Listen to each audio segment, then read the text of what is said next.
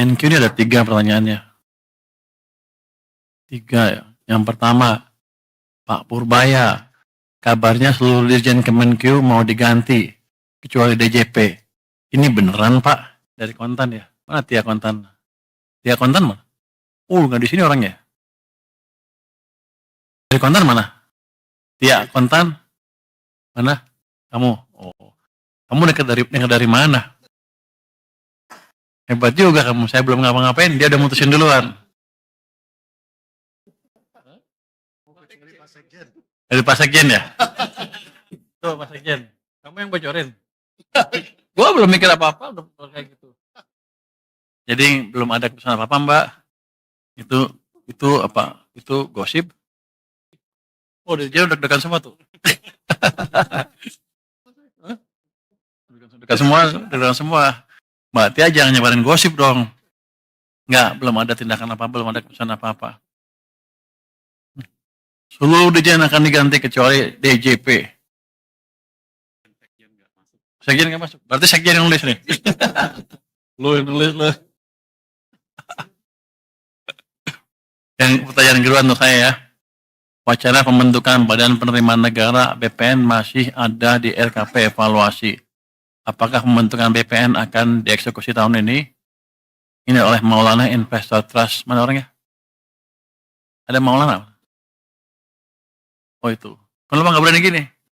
Pengen nanya tapi nggak berani ini, nggak ngaku ya. Takut ya. Jadi kelihatannya sih sampai saat sekarang saya belum memikirkan apakah ada badan penerimaan negara atau belum. Apalagi mengingat orang yang ngurus itu mau pindah bentar lagi.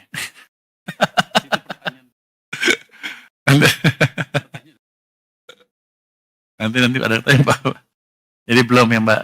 Tapi itu tergantung nanti perintah presiden seperti apa. Tergantung hasil diskusi saya dengan presiden seperti apa. Tapi untuk sementara sih kalau saya lihat sih belum perlu sampai kita semuanya sudah stabil. Yang jelas kita akan optimalkan dulu pendapatan dari bea cukai maupun pajak. Nanti kalau udah optimal, dioptimalkan hasilnya belum bagus juga, baru kita pikir untuk bentuk itu. Tapi sekarang sih belum saatnya. Masih ada kelemahan-kelemahan di sistem baik pajak maupun bea cukai yang bisa diperbaiki. Jadi dengan desain yang ada saya mau lihat kalau dijalankan dengan optimal berapa kenaikan cukai maupun pajak kita. Kalau itu masih terlalu rendah, baru kita berpikir ke arah sana. Tapi rasanya sampai sekarang belum. Yang ketiga, apa kebijakan quick win dari Pak Menkyu untuk memperbaiki performa penerimaan negara termasuk penerimaan pajak yang belakangan masih terkontraksi.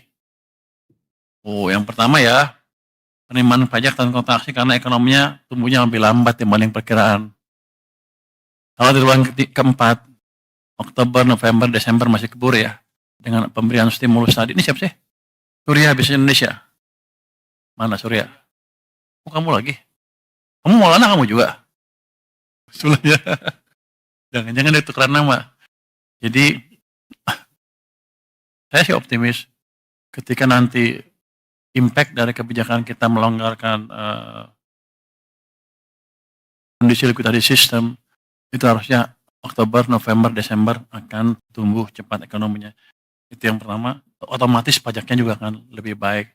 Jadi saya naikin pendapatan bukan dengan menaikkan tarif, tapi mendorong aktivitas ekonomi supaya pajak saya lebih besar. Anda juga nggak kerasa bayarnya, kira-kira. Tapi kalau ekonominya tumbuh kenceng kan, Anda bayar pajaknya happy, ya kan? Itu yang kita kejar.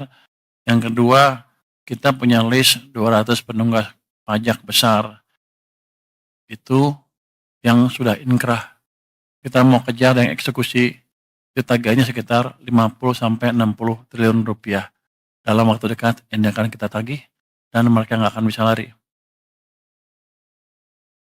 Yang berikutnya, kami juga melakukan penegakan hukum ya untuk serius non-compliance dengan memakai kerjasama dengan Kejaksaan Agung, Polisi, KPK, dan BPATK. Terusnya ada pertukaran data juga dengan Kementerian Lembaga untuk untuk mempermudah kami menarik pajak ya. Kemudian Cortex. Tadi saya minta Dirjen Pajak untuk tulis. Di sini nggak ada Cortex.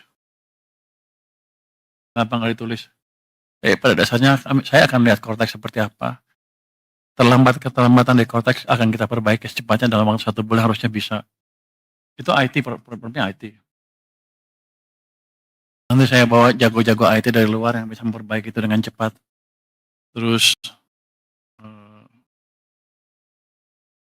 untuk cukai, kan kemarin saya ngomong tentang cukai rokok itu ya. Kami sudah panggil tuh marketplace seperti apa, Bukalapak, Tokopedia, apalagi apa, Blibli semua untuk menghimbau, untuk menjalankan atau untuk tidak mengizinkan penjualan barang-barang ilegal dalam ini rokok ya. Nanti yang lain juga. Tadinya mintanya by 1 Oktober ya. Tapi saya bilang secepatnya aja. Terus nanti mulai ada, kan udah kedeteksi siapa-siapa yang jual. Kita akan mulai tangkepin. Jadi yang masih mau jual harus berhenti, jangan jual lagi. Itu saya harapkan bisa mengurangi konsumsi rokok ilegal. Kami juga akan cek ke ininya, supplier bukan di situ aja. Di warung-warung katanya ada juga per toples murah gitu ya. Kita akan cek. Yang jelas, teman-teman tolong sebarkan bahwa siapapun yang jual ilegal, rokok ilegal, di tempat mana, saya akan datangin secara random. Yang lain lagi adalah, itu kan kalau kita import, ada jalur hijau ya. Jalur hijau biasanya nggak diperiksa tuh. Nggak tahu rokok ilegalnya masuk lewat situ apa enggak. Tapi saya akan random cek. Walaupun jalur saya akan random cek, nggak ngeganggu jalur, cepetan, tapi terdeteksi kalau ada kecurangan. Mungkin ya dalam waktu dekat kita akan dapat banyak orang di situ tuh. Nanti yang terlibat kita akan sikat, termasuk kalau ada yang terlibat dari bea cukai maupun orang Departemen Keuangan. Tapi saya harapkan dengan itu nanti 3 bulan ke depan sudah hilang. Karena kan siklus impor kan 3 bulan kira-kira ya. Jadi kita harapkan semuanya mengikuti aturan yang ada dengan benar.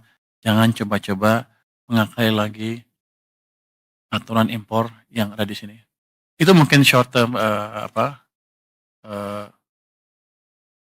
quick win yang akan kita desain dalam waktu 1 bulan ke depan. Terima kasih. Mungkin dari yang lain, dari Wamen dan lain-lain, silakan. Terima kasih Pak Menteri, Bapak Wamen dan juga teman-teman wartawan.